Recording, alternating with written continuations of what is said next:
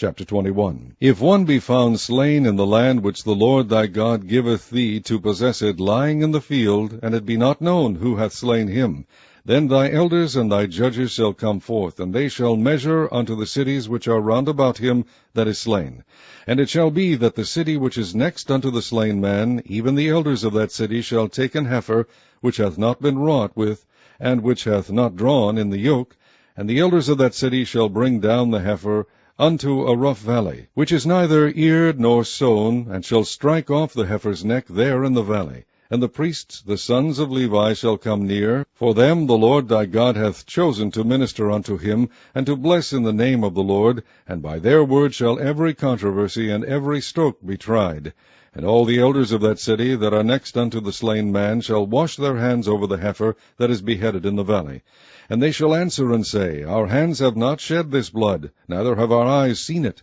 Be merciful, O Lord, unto thy people Israel, whom thou hast redeemed, and lay not innocent blood unto thy people of Israel's charge, and the blood shall be forgiven them. So shalt thou put away the guilt of innocent blood from among you, when thou shalt do that which is right in the sight of the Lord. When thou goest forth to war against thine enemies, and the Lord thy God hath delivered them into thine hands, and thou hast taken them captive, and seest among the captives a beautiful woman, and hast a desire unto her, that thou wouldest have her to thy wife, then thou shalt bring her home to thine house, and she shall shave her head and pare her nails.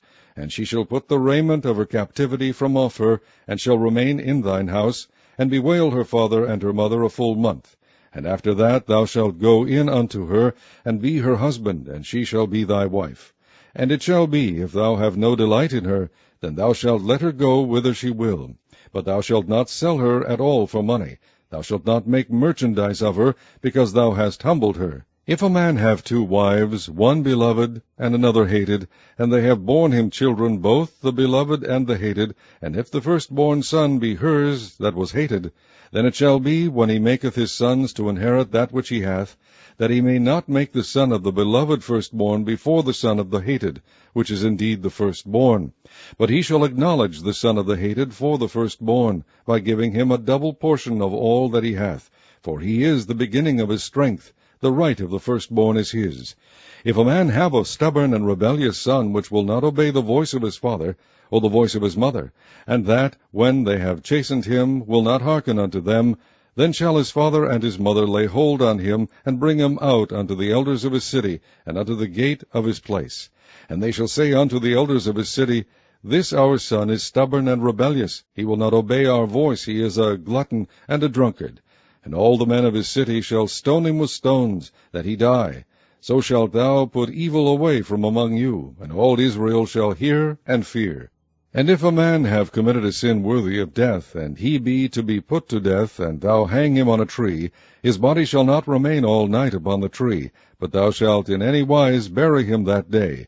For he that is hanged is accursed of God, that thy land be not defiled, which the Lord thy God giveth thee for an inheritance.